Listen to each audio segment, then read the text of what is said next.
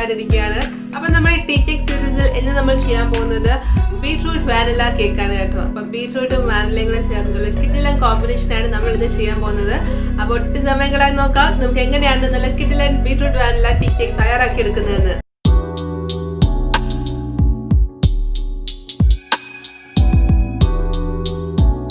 നമുക്ക് beetroot vanilla cake ഉണ്ടാക്കാൻ തുടങ്ങിയാലോ. അപ്പൊ നമ്മുടെ ആദ്യത്തെ സ്റ്റെപ്പ് എന്ന് വെച്ച് കഴിഞ്ഞാൽ ബീട്രൂട്ട് നന്നായിട്ട് അരച്ചെടുക്കണം. അപ്പൊ ഞാൻ അതിനായിട്ട് ബീട്രൂട്ട് നമ്മുടെ മിക്സിയിലേക്ക് ആക്കിയിട്ടുണ്ട്. അപ്പൊ ഞാനൊരു മീഡിയം എന്ന് പറയാൻ പറ്റില്ല, അതിനേക്കാൾ ചെറിയൊരു ബീട്രൂട്ടാണ് ഞാൻ എടുത്തിരിക്കുന്നത്.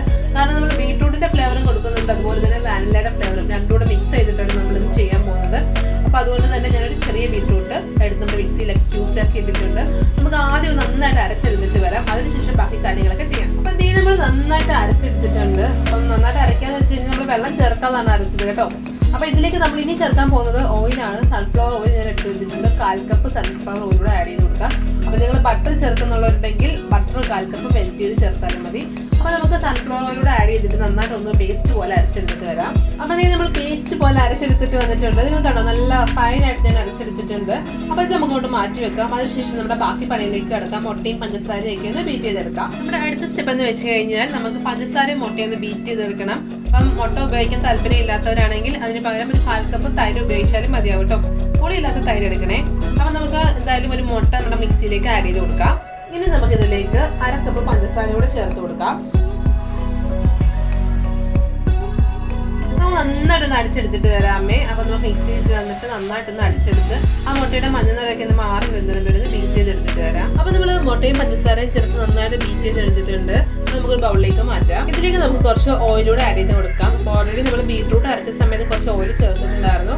അതനുസരിച്ച് വേണം നമ്മളിപ്പം ചേർത്ത് കൊടുക്കാനായിട്ട്. അപ്പൊ എന്തായാലും നമുക്കൊരു 2 ടേബിൾ സ്പൂൺ ഓയിൽ ആഡ് ചെയ്ത് കൊടുക്കാം. അടുത്തത് നമ്മുടെ വാനില എസൻസ് ആണ്. Vanilla essence 1 teaspoon vanilla essence കൂടെ നമുക്ക് ചേർത്ത് കൊടുക്കാം. ഇനി നമ്മുടെ ഡ്രൈ ഇൻഗ്രീഡിയൻസ് ഒക്കെ നമുക്കൊന്ന് അരിച്ച് നമ്മുടെ ബൗളിലേക്ക് ചേർത്ത് കൊടുക്കാം.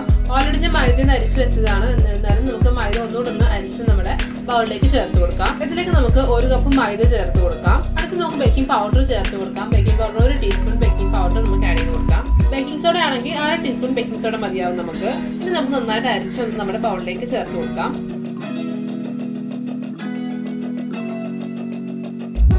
അപ്പൊ നമ്മുടെ ഡ്രൈ ഇൻഗ്രീഡിയൻസ് ഒക്കെ നമ്മൾ അരിച്ച് നന്നായിട്ട് ചേർത്തിട്ടുണ്ട്. ഇതിലേക്ക് നമുക്ക് പാല് ചേർത്ത് കൊടുക്കാം. അപ്പൊ ഞാൻ 1 കപ്പ് പാൽ എടുത്തിട്ടുണ്ട്. നമ്മൾ ഒരുമിച്ച് ഒഴിക്കുന്നില്ല. ആദ്യം ഒരു 1/4 കപ്പ് പാൽ ഒഴിച്ച് കൊടുത്തിട്ട് നമുക്ക് നോക്കാമേ. അപ്പൊ നമ്മൾ പാലൂടെ ചേർത്തിട്ടുണ്ട്. നന്നായിട്ടൊന്ന് മിക്സ് ചെയ്തെടുക്കാം നമുക്ക്.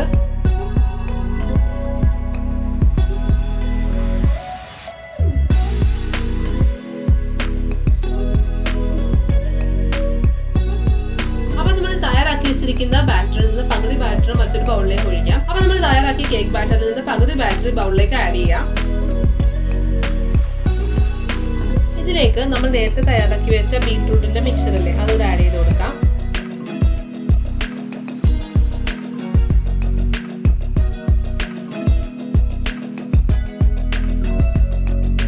കേക്കിനുള്ള 2 ബാറ്ററോട് റെഡിയാണ്. ഇനി നമുക്ക് കേക്ക് ടിന്നിലോട്ട് ആക്കിയാൽ മാത്രം മതി.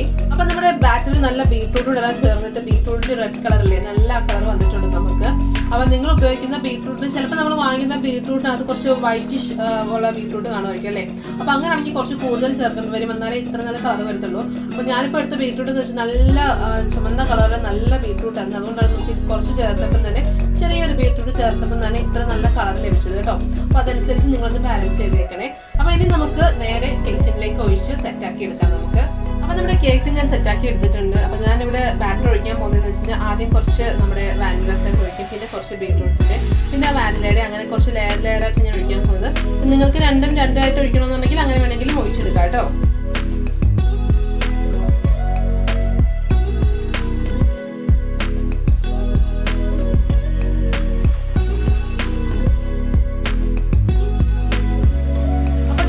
ആദ്യം വാനില ഒഴിച്ചു, പിന്നെ ബീട്രൂട്ടിന്റെ ഒഴിച്ചു, അങ്ങനെ നമ്മൾ ലെയറായിട്ട് ഒഴിച്ചിട്ടുണ്ട്. അപ്പം നിങ്ങൾക്ക് വേണമെങ്കിൽ ഞാൻ നേരത്തെ പറഞ്ഞ പോലെ ആദ്യം ബീട്രൂട്ട് ഒഴിച്ചതിന് മുകളിൽ വാനില ഒഴിച്ച് ജസ്റ്റ് ഒന്ന് വരച്ചു വിടും. അങ്ങനെ എന്തെങ്കിലുമൊക്കെ നിങ്ങൾക്ക് ഇഷ്ടമുള്ള ഡിസൈൻ ചെയ്തെടുക്കാം കേട്ടോ.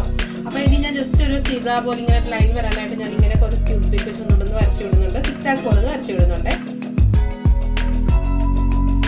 അപ്പൊ നമ്മുടെ ബാറ്ററൊക്കെ ടിന്നിൽ സെറ്റ് ആയിട്ടുണ്ട്. നമുക്കിനി അത് ബേക്ക് ചെയ്തെടുക്കാം. അപ്പം ഞാൻ എപ്പോഴും ചെയ്ത പോലെ തന്നെ കടായിലാണ് ബേക്ക് ചെയ്യാൻ പോകുന്നത്. അപ്പം നിങ്ങൾക്ക് ഓവൻ യൂസ് ചെയ്യാം, അതല്ലെങ്കിൽ കുക്കറോ അങ്ങനെ എന്തെങ്കിലും ഉണ്ടെങ്കിൽ അങ്ങനെ വേണമെങ്കിൽ യൂസ് ചെയ്താൽ കേട്ടോ. അപ്പോൾ ഒരു 180 ഡിഗ്രി സെൽഷ്യസിൽ ഒന്ന് പ്രീഹീറ്റ് ചെയ്യുക 10 മിനിറ്റ്. അതിനുശേഷം നമ്മുടെ ഓവനിൽ വെച്ചിട്ട് ഒന്ന് ബേക്ക് ചെയ്തെടുക്കുക. 30 to 40 മിനിറ്റ്സ് എത്തും നമ്മുടെ ബേക്കിംഗ് ടൈം എന്ന് പറയുന്നത്. അതുപോലെ നമ്മൾ കടായിയോ കുക്കറോ ഒക്കെ ആണെങ്കിൽ ഒരു 40 to 45 മിനിറ്റ്സ്. ചിലപ്പോൾ ചിലർക്ക് അങ്ങോട്ടും ഇങ്ങോട്ടൊക്കെ കുറച്ച് വ്യത്യാസം വേണ്ടും, ചിലപ്പോൾ 50 മിനിറ്റ്സ് വരെയൊക്കെ പോകും. അപ്പോൾ എനിക്ക് എന്തായാലും ഒരു 45 മിനിറ്റ്സ് എപ്പോഴും പോകാറില്ല, ഏകദേശം ആവുന്ന സമയമേ വരത്തുള്ളൂ കേട്ടോ. അപ്പോൾ എന്തായാലും ഒരു കടായിലാണ് നിങ്ങൾ വെക്കുന്നതെങ്കിൽ 40 മിനിറ്റ്സ് കഴിഞ്ഞിട്ടൊന്ന് പ്രിക്ക് ചെയ്ത് നോക്കുക കേട്ടോ. അപ്പോൾ കേക്ക് ബേക്ക് ആയിട്ടില്ല എങ്കിൽ സെൻറ്ററിൽ തന്നെ പ്രിക്ക് ചെയ്യുക. നമുക്ക് കുറച്ച് നേരം കൂടെ വെച്ച് ബേക്ക് ചെയ്തെടുത്താൽ മതിയേ. അപ്പോൾ നമുക്കൊരു 40 മിനിറ്റ്സ് കഴിഞ്ഞ് ഓപ്പൺ ചെയ്ത് നോക്കാം.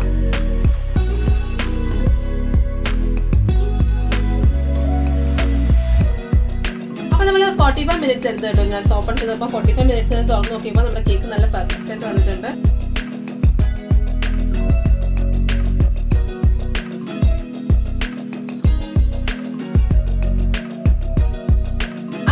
സൂപ്പർ ടേസ്റ്റി ആയിട്ടുള്ള ബീട്രൂട്ട് വാനില കേക്ക് റെഡി ആയിരിക്കുകയാണ്. കാണാൻ മാത്രമല്ല കേട്ടോ, കഴിക്കാൻ നല്ല സൂപ്പർ ടേസ്റ്റ് ആണ്.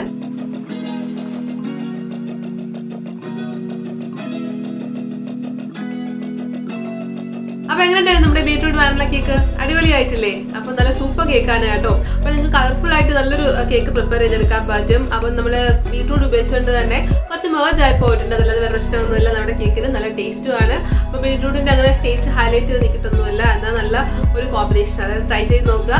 ട്രൈ ചെയ്ത് നോക്കിയിട്ട് നിങ്ങളുടെ അഭിപ്രായങ്ങളൊക്കെ കമന്റ് ബോക്സിൽ ആരും മറക്കരുത്. വീഡിയോ ഇഷ്ടമായി കഴിഞ്ഞാൽ ലൈക്ക് ചെയ്യുക, ഷെയർ ചെയ്യുക. ആദ്യമായിട്ട് കാണുന്നവരുണ്ടെങ്കിൽ ചാനൽ ഒന്ന് സബ്സ്ക്രൈബ് ചെയ്തേക്കണേ. തൊട്ടടുത്തുള്ള ബെല്ലൈക്കൺ കൂടി എനേബിൾ ചെയ്തേക്കട്ടോ. അപ്പോൾ ഞാൻ ഇടുന്ന വീഡിയോസൊക്കെ നിങ്ങൾക്ക് നോട്ടിഫിക്കേഷൻ ആയിട്ട് കിട്ടും. അപ്പോൾ നല്ലൊരു ടിക്കിന്റെ റെസിപ്പി ആയിട്ട് നമുക്ക് വീണ്ടും കാണാം. അതുവരെ ബൈ, ടേക്ക് കെയർ. രുചിയുടെ വർണ്ണങ്ങൾ നിങ്ങളുടെ മനസ്സ് നിറയ്ക്കട്ടെ. സ്നേഹത്തോടെ റോഷ്നീസ് ഫുഡ് ആൻഡ് ലൈഫ്.